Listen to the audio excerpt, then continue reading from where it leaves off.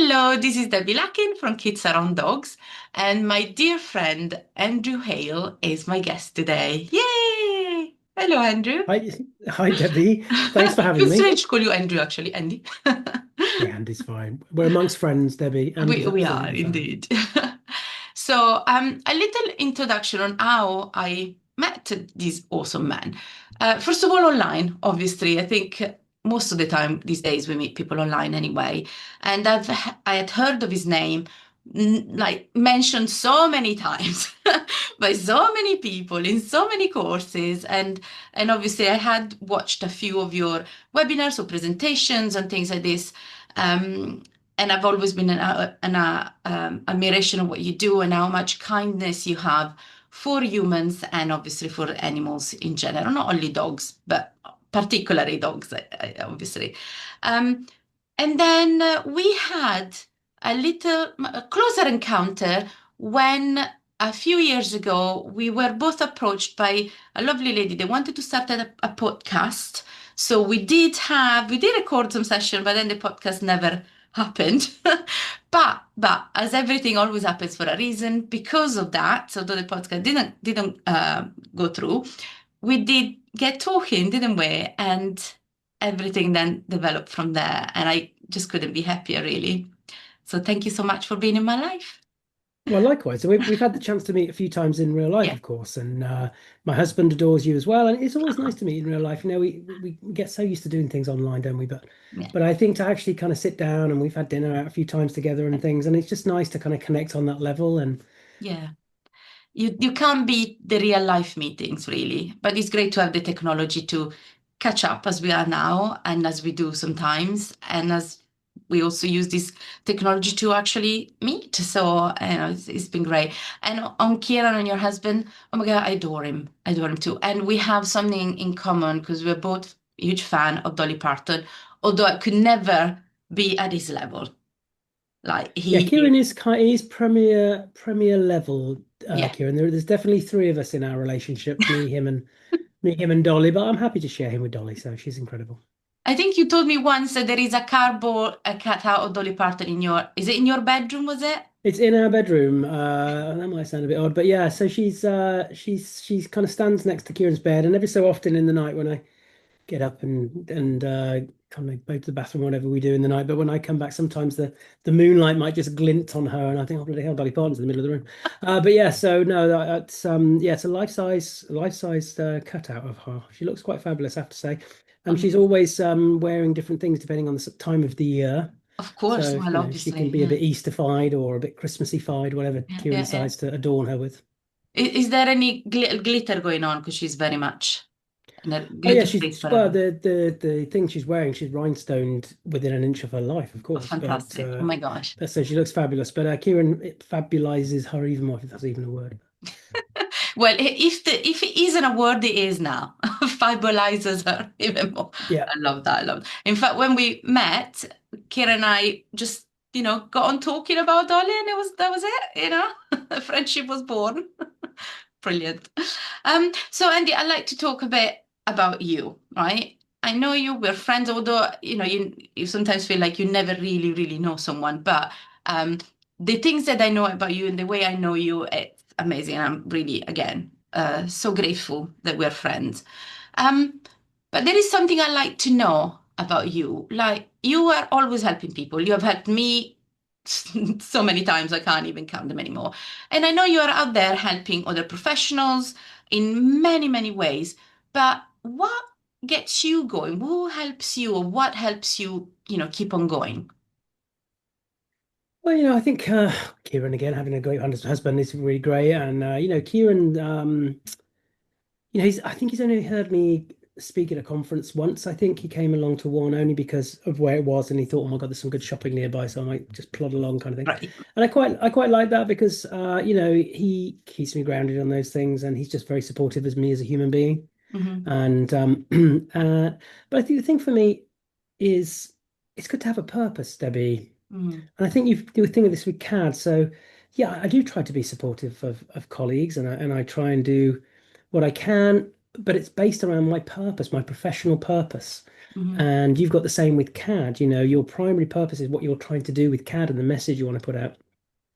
And I think some people can be quite, can have a bit of tunnel vision with what they do, which is fine. Mhm. Others like yourself and I, we're like, yeah, we can do this together. Let's, I know what it is I want to try and do professionally, and I want to find like-minded people and collaborate and be supportive. So I Mhm. think that's important to me along the way. I look after myself um, as a priority, actually, and I think we need to talk about that more. Self-care is not about being selfish. In fact, we can't really truly help and support others unless we start by looking after ourselves. So Yeah. I'm very boundaried as a person, and I make sure I look after especially my emotional health because, as I shared publicly before, I've had my own emotional health challenges in the past. Mhm. Had a breakdown in my early 30s. That's one of the reasons I'm doing what I do now, because that was the point in my life where things kind of fell apart a little bit, and I kind of rebuilt from there. So yeah, these things are important for me. I find lots of different ways. My dogs, we live down in Devon. We live on the beach down here. I love being out in nature. Yeah. I have very specific things that are very, very separated from my professional life, and I think that's important too, Oh. especially in animal care, because so many, especially dog trainers, we can be living with dogs, talking about dogs, working with dogs, reading about, at some point we have to think, hang on, that one of the most important boundaries for me is where my private life finishes and my work life starts. Mhm. And so that keeps me going. So yeah, I've got plenty of time to help and support others, and I'm very aware of those who have took the time to help and support me. Yeah, right. Uh, Yeah, yeah, yeah. And what's your hobby, would you say, that is completely separate from the dog's life or the professional life? well, I do a lot of kit stuff. This is my little thing that people might not know. So I like doing anything that I can put together. So that could be Lego, for example. It could be Love like an Lego. Airfix thing. Mhm. It could be making things from scratch. I just love having that moment where I'm just in front of something. It's very delicate, and I just have to take my time, and I can get into it. So that's my kind of thing. I don't think I've ever shared that particularly, but anyway, it's just never come in conversation. But that's something I love doing. So like these kind of roses here, Right. the Oh, cool. classic Yeah, little yeah, work. yeah. I see Kieran it. gave Yeah, me those yeah. for Valentine's, but they're made out of Lego, and it's just like, yeah, I love doing that. So Amazing. anything that I can just have that bit of dexterity with Mm-hmm. just takes me away. And I've got kind of young nephews and nieces, so I tend to make stuff and then give it them, Oh, because I'm that's a bit cute. old to have spaceships and things around, even though I love putting together. But yeah, Mm. Also, I guess after a while there is no space, is there? there Where is where are you exactly. supposed Otherwise, to put not. them? Yeah, Yeah, yeah, yeah, yeah. Oh gosh, I love Lego, and Molly also is very much into Lego as well and building yeah. things. But I feel it's very mindfulness, isn't it? Like you concentrate on that thing, and your brain is, busy making that. You almost don't have time to think about other stuff. So it's definitely a great way to take care of yourself in that way, or just separate from the usual problems and And life. it's an important part of grounding for me. Grounding is really Mm, important. I have little grounding exercises that I do every day yeah, to kind of keep me grounded because I'm very aware of how my mind can totally shoot off into multiple directions all at the same time. yeah, And I do quite a lot work-wise. I have different hats that I wear and yeah. different things that I'm involved with. So yeah, when I'm in that kind of zone, I love listening to music too. So I often pair the two things. And classical music is my big thing, especially Mm, some of the more moderner things like Ludovico Einaudi. right. His music's incredible. So to have that on, and then just what I love about Lego, going back to Lego, is it's just so well done together nowadays. You might have quite a big one to make, and you've got your book, but you literally flip over and it tells you I can put those together. It's almost like a jigsaw puzzle, isn't it, It really? is, yeah, So, yeah, yeah. so I really encourage people to find that thing that is different and has a different connection to our nervous system. Mm, I yeah. think it's a good thing. And you just mentioned as well wearing different hats, which is fun because I was gonna, in fact, ask you about all these hats that you're wearing. So many, and they all suit you very nicely, might I add. Let's talk about the dog centers because I think that's quite possibly one of your biggest babies, I would say. Um, so, can you tell us first of all what it is and why you started it? Well, this is where you and I are, we're on the page on so many different things. This is why I love what you do at CAD. We'll come on to that a bit later, perhaps about my feelings about CAD. But Mm. I think everything comes from a similar place for me. The, you know, the they're part of the same message, if you like, the same story. Uh, I've always been interested in the individual's lived experience.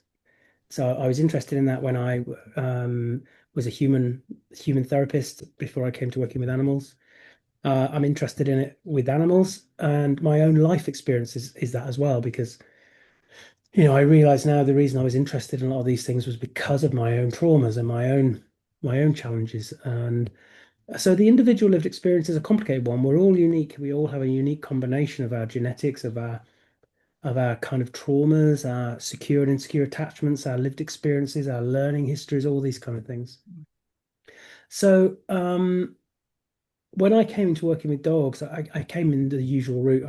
I was lucky to find positive trainings quite early on, Mhm. with the ISCP and the INDT and people like that. So and there was something missing a little bit for me, which was, okay, this is about how we get behaviors, great.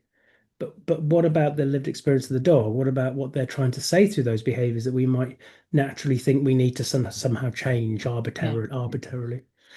And I was having these thoughts, and luckily, my life ended up gifting me the opportunity to meet the wonderful late Sarah Fisher, Yeah. who, was a colleague initially, but came to become a very dear friend. And none of this would be here without her. That's how Mm. close I was to her in that sense, and because she was the one who kind of persuaded me to push things forwards, and things like the Phantom of the Operant, which is a piece that I wrote, Yeah. uh, which is probably, I don't know, it's about 6 or 7 years ago now. All right. Getting involved in the Beyond the Operant conversations with Kathy and Kim, and I realized that there's lots of other people thinking about things beyond the normal operant metrics, Mm. but there was no space for it. So I thought, right, well, I'll create one then. And that's the Yeah. dog-centered care story, really. And I was invited to talk at my first conference, and I was like, God, all these speakers, all these amazing people that I've kind of looked up to, and I've got nothing really because I'm just kind of bumbling along in my own usual way. So I thought, right, I really need to put something together here. So I started the dog centre care group, and the dog centre care, this is the connection with CAD a little bit, because most of the conversations that I have, we could replace the word dog with child very easily. Yeah. Indeed. And I took the title dog centered care from the child centered care movement. All right. Direct Okay. direct thing here. Mhm. There's other areas you have patient-centered care and that kind of, but yeah, the child-centered care movement. So in the late 70s, early 80s, people were really starting to ask questions about the traditional ways that we look at children. Mhm. The kind of children should be seen and not heard stuff. Yeah. And a lot of my things that I take my inspiration from, and I try and bring it to dogs, is from the progressive side of child educational psychology and development. So that's how the dog centered care thing came along, and it's just thinking about giving the dog a voice in their process, really, and Mhm. freeing people from the constant battles of just trying to get a dog to be compliant. Yeah. Yeah. Oh, I love that. And that is obviously going really well. It's grown, I would even say fairly quickly because I know that you were already known, so that helps. But I think the fact that there is that concept there resonates with a lot of people, a lot of dog people, but also people who don't necessarily have dogs, but just love them, and they can relate to what you're saying. So I think it pretty proves that it was something needed out there. Well, yeah, and I have to give a big shout out to everybody it is a collaborative space, dog centered care. So, and I think that's what makes it a little bit unusual, because it's not about, it's not a funnel for a product, or it's not based on one thing.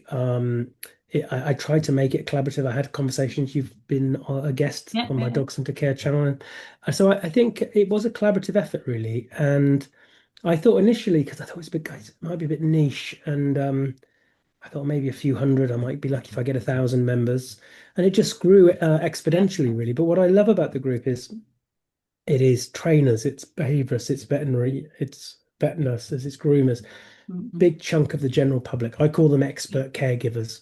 These are yeah. people who have tried the usual train more, and then they Mhm. realize, no, we've got to listen more. We've got to Yeah. we've got to connect more. We've got to do whatever.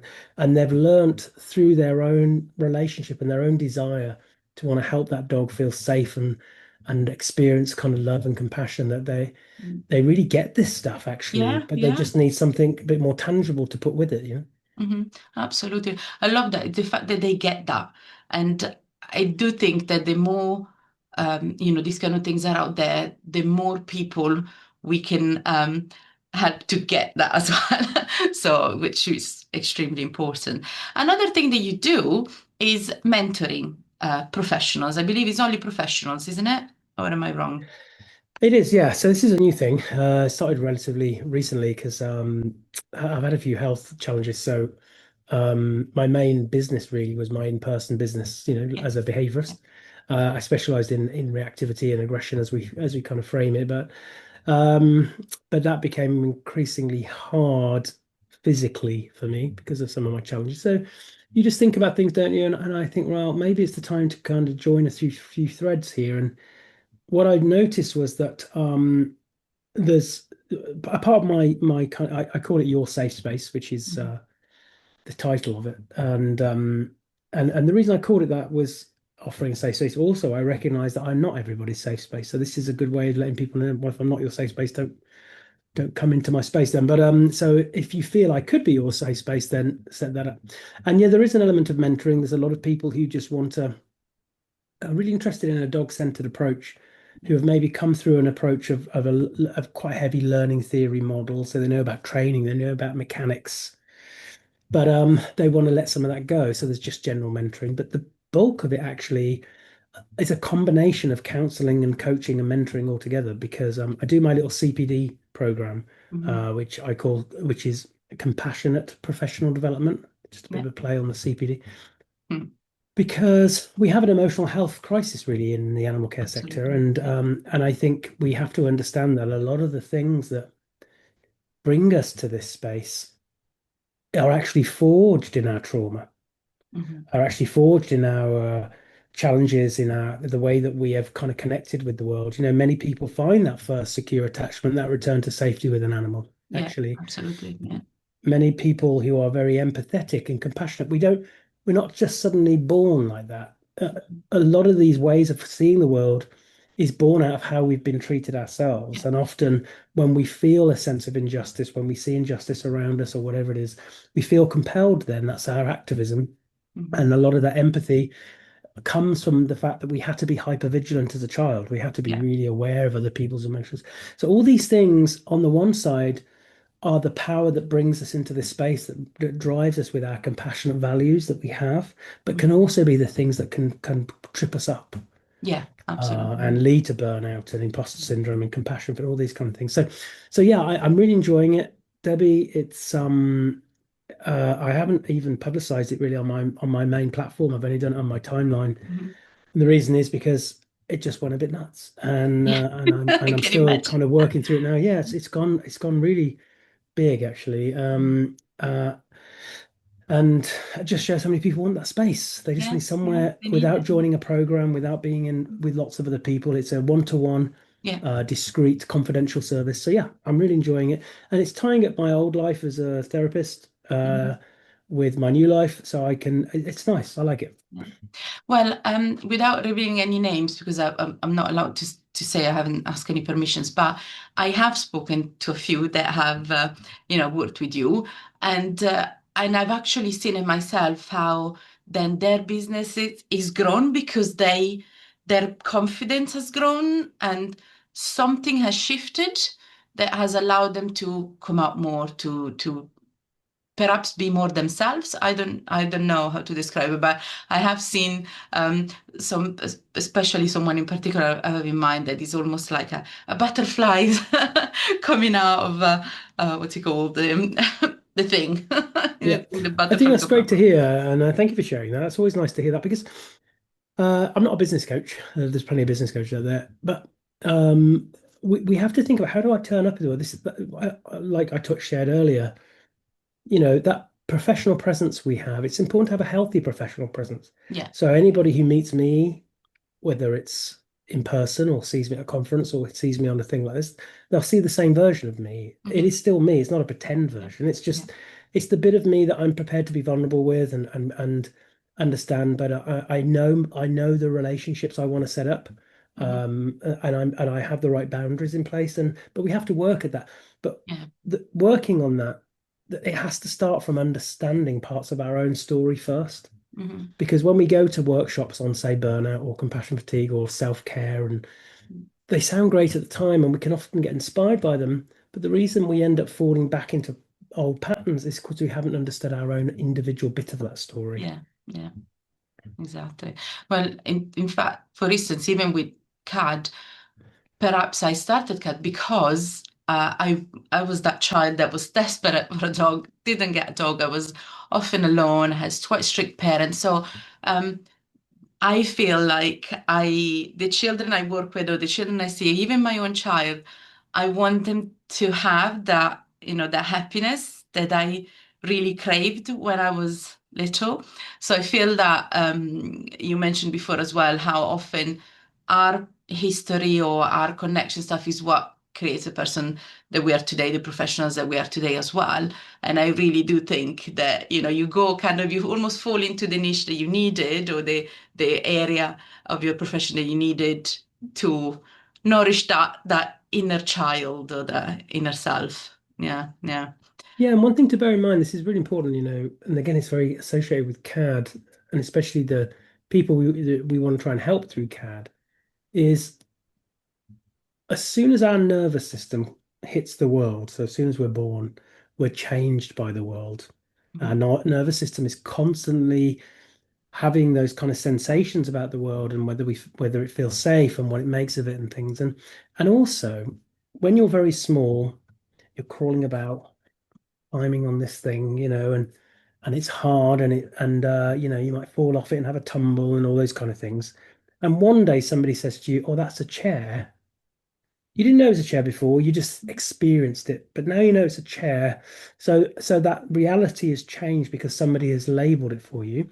And then at some point somebody will say, "Oh, well, that's the grass and that's the sky." But also somebody will be saying things to you like, "Well, don't be silly," or "You're not good enough," or "I only love you if you do the right thing." And that plays into that narrative. So it's very hard to have boundaries if you're very sensitive to social rejection, for example, Yeah, based on those things in the past. Also, many professionals in the animal care sector struggle with unbounded empathy. yeah, It's really so that's empathy without boundaries. yeah. And some fall the other way, which is something like avoidant compassion. Hmm. When we have somebody who's a bit cold, who's a bit detached, we can think that they don't care, but often they care very much. Yeah, But their own insecure attachments, their own traumas, or whatever it is they've had, means that they find it easier to just become unavailable. yeah, yeah. But they do care, they care deeply, but they can't deal with that.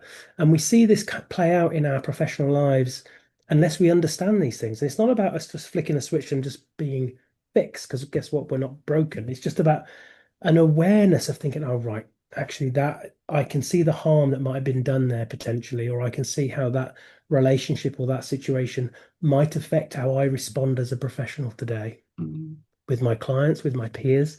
yeah. So that's an important thing for me. It's just going through that and talking about it. Yeah.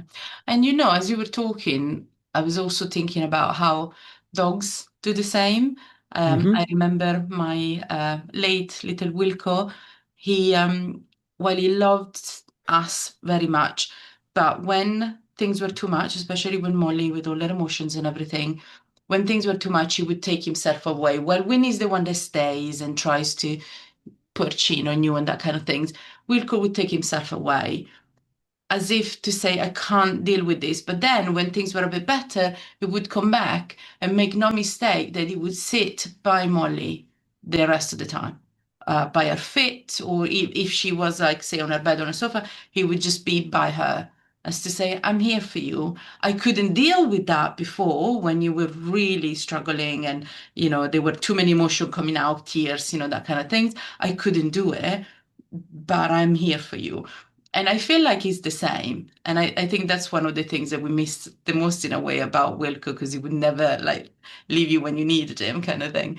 Um, so very, we raised both Wilco and Winnie in a different way, the same way, but they are different, we're different dogs. So he would know, right, I can't do this, so I'm going to leave you for a minute, but then I'll be with you, like, glued to you. So yeah, when you were talking about this, it made me think of him and that respect. He knew his But is boundaries in a anything, way.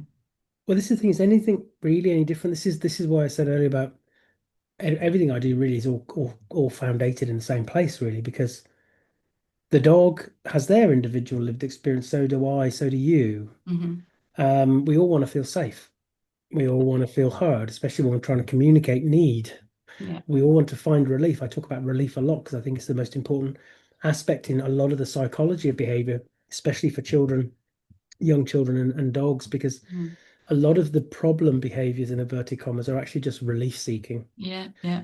because the child doesn't feel great, feels frustrated, feels unhappy Unheard. or whatever it is. Same with the unheard, yeah. And so actually, my primary mission, if you want to call it that, is to invite people. It has to be an invitation because you Yeah. can't make people, to invite people to consider behavior, their own, others, to consider how we're so indoctrinated in this kind of system, really, of we call it the good bad continuum. This notion that behavior is good or bad, and we support the good and we punish the bad. But Mm. when we start understanding that, who's deciding what's good or bad? What motivates those narratives? How have we been affected by that? You know, we talk about boundaries for children, but they shouldn't be barriers to unmet need. Yeah. Quite often the child who is seen as being naughty, disruptive, or difficult are dealing with something really big, and Exactly. they're not learning to behave. They will behave if somebody puts that pressure on. And this is the difference between what we're taught and what we learn. They might get taught the lesson, but what they've learned is help doesn't come. Nobody listens to them. Their emotions aren't valid or whatever. Yeah, yeah, so true. And since you talk about CAD, and I like people to know you're like an honorary member of CAD, and I always appreciate so much of your help, your support, your input on everything. Um, and I know, we're friends and everything, but um, nobody forced you, if you like, to come and be friends with cat. What made you want to, collaborate with kids around dogs? Well, I already felt I was part of the family anyway, really, because we've been friends long enough and colleagues to be there at the beginning of this and to hear things, and I just really thought it was such a great. It was very needed, and it aligns with my own kind of purpose, really. Uh, and so it's great to be part of the CAD family, and we there are so many threads for me. The main one is instilling in young people a sense of compassion and caring for other. Yeah, And I think that goes a long way. I can't remember who said this, but if you teach compassion and kindness in a child to an animal, you've saved two lives. I love that's so that. true. The Yeah, animal yeah. Oh my and gosh, and yeah. the child. Beautiful. Uh, and also I think I have to say, I've said this to you, I know, but I find it hard with children as far as my main kind of urge is to always advocate for the dog. Hmm. But actually, it does advocate for the dog this way because a lot of children can grow up with those fears and misrepresent dogs and misrepresent who they are and what they need in the same way that they might have had that kind of sensation. So there's a lot of strands here, and I know it's grown in its scope over time.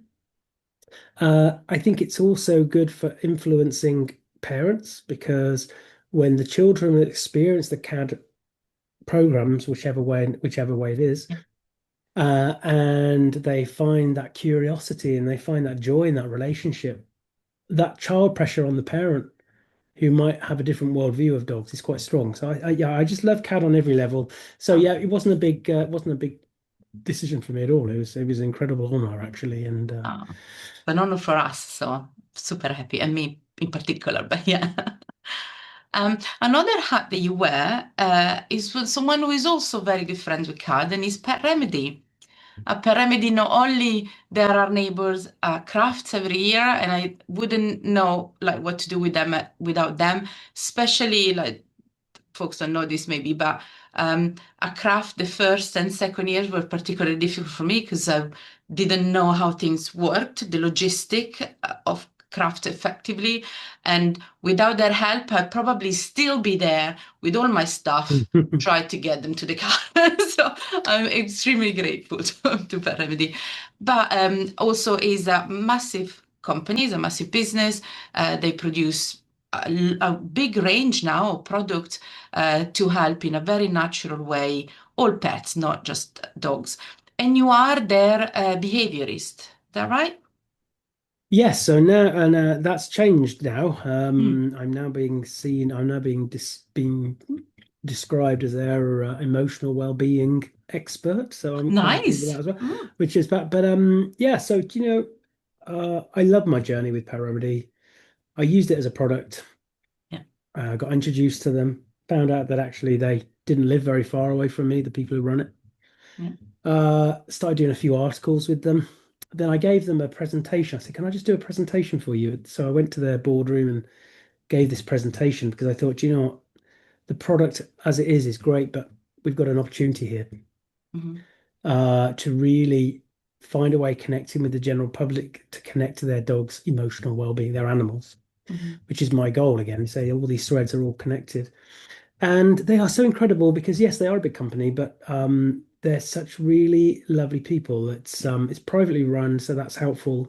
They have shareholders. They have like yeah, shareholders, but it's very much from the heart for them, and they focus on the business, which is fine. I just come up with all these crazy ideas, yeah. and over time we've built up that relationship to the point that they really went for it. They've changed all the packaging. Mhm. I came up with this tagline because emotional well-being matters. Yeah. And that's everywhere now. And to see it in big letters at Crufts on the top of the stand, it's just really Oh, great.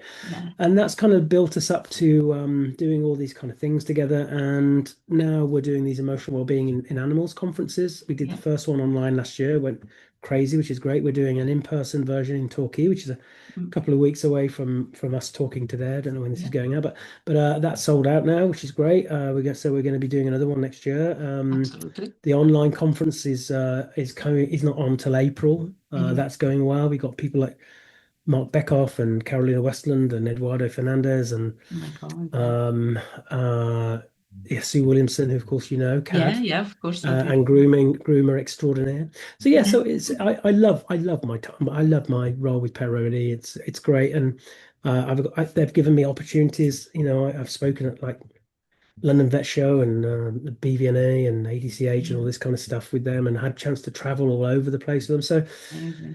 it's great. But the main thing again, it's this thing of, do you know what, the general public are buying that product, so Mhm. we got an opportunity to let them know that actually your animal's well-being matters. Absolutely, yeah.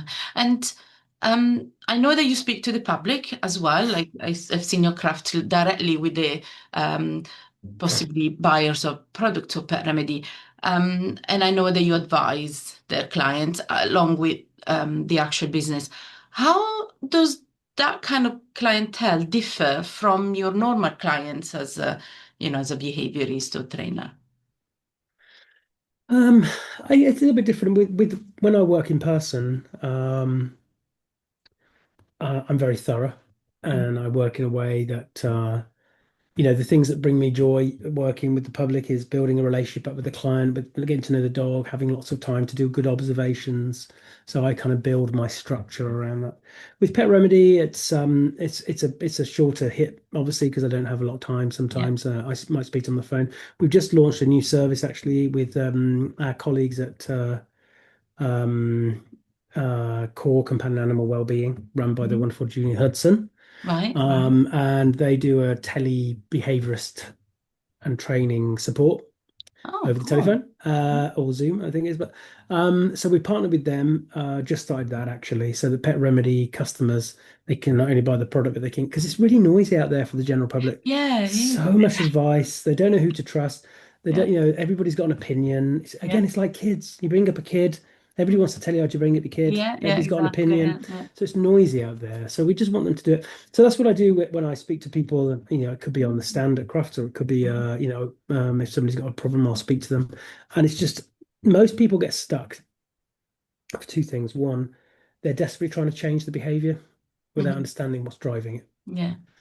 That's the first way they get stuck. And the second thing is when they use the product is often used as a bit of a crisis product. Oh, my Yeah. dog's not stroke, my dog's not coping, so I'm going to spray some pet remedy. Yeah. And it can help in the moment. But of Mhm. course, the problem for the dog is bigger than just Yeah. taking on a Yeah. bit of pet remedy and everything's fine. Yeah. So I think it's just empowering the general public with more awareness Yeah. because we have a chronic lack of awareness for the general Yeah. public, and that's all it is. No, very few people are deliberately cruel or whatever with their animals. Mhm. It's just because they're unaware. They're unaware about what's going on. Mainly because, especially with dogs, the misrepresentation of who dogs are and what they need, Yeah. which Absolutely. is still being perpetuated by certain TV shows and stuff. Yeah. So, Yeah. We still believe in the Disney dog, don't we? mm, Everything's fine. Just get a dog, and the dog is like half human, and it'd be fine. It's just a human dressing like a dog.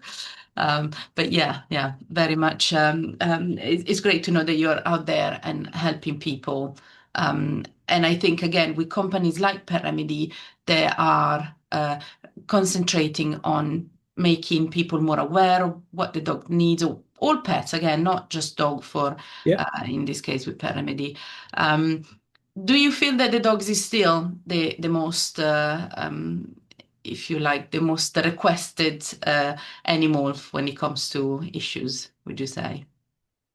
I think from a product point of view, dogs Yeah. are right up there. Dogs. I think um, we get a lot of people asking about cats. We're getting more and more people with horses because the product works Oh, incredibly yeah, with yeah, horses. We've got studies come out now with reptiles, yeah. and so it's not just mammals, as it turns out. Mm, Reptiles can benefit hugely from the product. So it's just building that awareness. I think most of the general public have been convinced that the most important thing is a compliant animal and yeah, a well-trained yeah, animal, and yeah. especially in the case of dogs. Mm, We don't do cat training so much anymore, but I think there's a lot of similarities between the dog and the horse world. mhm, I think we've got to start kind of inviting people to reconsider and reappraise the animal they see because mm, they this is the whole reason for the Emotional Wellbeing in Animals conference, really. So the online version is very multi-species. So yeah. we've got horses, dogs, birds, and everything else. Because if you can understand the rich social lives of what are they called what are they called my brain's gone, vulture. So one of the Okay, right, speakers yeah, at this yeah. year's conference is sharing about the rich social world of vultures. If Hmm. you can understand that, and you start thinking, wow, I just saw them as an animal that pecks dead stuff, and now I Yeah. can see this rich life that they have. Mm, There's a great piece in in the emotional wellbeing in animals group about the very complex social lives of snails. When you start to understand this, you mm, can't not see your dog differently. But most no. importantly, Debbie, you can't not see who you see in the mirror differently either. Yeah, yeah, absolutely. Yeah, that's so true. So true. And Andy, what's next for you? As you know, I wrote a book, started with a set, and you read it, you rated awesomely. Thank you very much. Have you ever thought of writing a book yourself? Well, yes, and I've more than thought about it. And uh, I've just got to do it. I started it, but Did you write yes, chapter there's one there's and a just book in send the it? pipeline. I'm under a little bit of pressure because I'm very not I'm in a position that somebody's wants to publish it and do things with it and whatever else. Nice. So I've got to work that through. So yeah, the book's on its way. I might just go away for a week and shut myself in a room somewhere. Mm.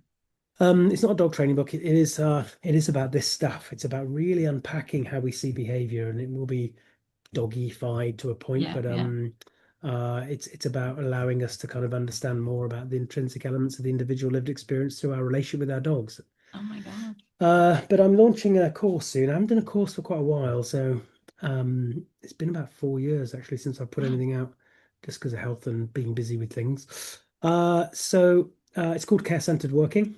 Yeah, And it's kind of putting all my work into one place, really. So the lovely. idea with care-centered working is to introduce, so within the human mm, care industries, this examination of this notion of true care. Hmm. True care, not just care, but true Yeah, care. yeah, What yeah. does true care mean? With care-centered working, there will be elements of learning about a dog-centered approach, animal-centered, Nice. Yeah. but also learning about a client-centered approach. So that will be learning about counseling skills and about how we communicate and how we set up those relationships.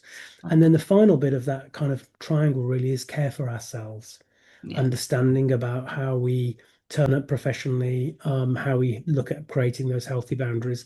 So it's care-centered working. So care for all. Yeah, It's absolutely. Yeah. quite different, I think, and I think Hmm. that's. I'm really looking forward to getting that out. It's coming out very soon, and it will give people a chance to kind of say that they can then offer the fact that they work in a care-centered way, and that gives them Yeah. an opportunity to open that conversation with their client. What does that mean? Well, I can tell you Mhm. because it's about those kind of things. So yeah, I'm bringing that. That's going to be the Amazing. next big thing I'm going to be And doing. is it going to be an online course so people will be able to take it from wherever they are? Yeah, so I might do a couple with people in the room, if you like, Hmm. as a tester to make sure I Yeah. feel Yeah. right with it, as you know. But no, it will be self-paced. They can Amazing. access it whenever they like, really, and really get into this thing. But what I want to try and do with it is, it doesn't matter what you do or how you do things, or whether you're a trainer or a behaviorist or whatever it is, this will fit in nicely. It's a form of extra kind of CPD, I guess, but Mhm. that isn't particularly readily available. No, no, Even things exactly. like Yeah. counseling skills, understanding how they that can help us to keep safe emotionally. And when we think about that relationship we set up with our client, especially, if we're already projecting our values, needs, and expectations on that client, we've already overstepped a boundary. If we think Mhm. about that activism, that thing that puts that fire in our belly, which is great, if we bring that into somebody's front room, it can be a bit much. It's Yeah. just Yeah. understanding all these things so that we can turn up in a healthier way, both for the dog and the client and ourselves. Mhm. Oh, that's fantastic. When is it out? Have you got a date or not? I Not haven't yet. got a date. No, soon. Will you tell us Soon. as you Oh, have of one? course. I will Right. let you know for sure, and I will get some special CAD codes for you, No, I for was gonna your ask, wonderful but community. Yeah, of course. I was being Of shy, course. like I Yeah. am. Oh, that's great news because I didn't know either. So that's really great news. I'm so happy. Yes, first place I've already mentioned it. Mhm. So yeah, so it's I'm just kind of tying up a few edges at the moment, and I've got a few things I've got to get done before because once it's out there, that'll be my Mhm. thing, and then anybody who wants to spend time with me kind of privately, there's the safe space side of things for Yeah. people who want to dig deep on a few things. Oh, thank you so much for this new info you're giving us, new news. And if anyone wants to get in touch with you, how can they do that? Um, dogcc.org is the best place to go to. You can see the dog centre care stuff there, and also the Yeah, safe spaces there. Dog Centre Care on Facebook, of course, and the Dog Centre Care YouTube channel, yeah, um, where you're wonderful. We've right. had a few I'm also there. conversations in there, I think. Yeah, so there's a lot of different people on there Yeah, talking about things beyond normal training. I think that's the yeah. kind of vibe. But yeah, dogcc.org is probably the best Fantastic. starting I'll make point. sure to also put all the links in the description so anyone can get in touch with you. Andy, thank you so much for talking to me today and for answering all of my questions. And again, for the super new news of things coming up for you. I'm very excited to see more of you coming our way. So thank you so much for today. Give Kieran and all your fur babies a kiss for me. Oh, thanks, Debbie. Lovely to see you, and I can't wait to see you in person soon for a proper cuddle. Yes, we will very, very soon, in fact. Yeah. Thank you. Bye bye. Kids around dogs, we're gonna make it okay.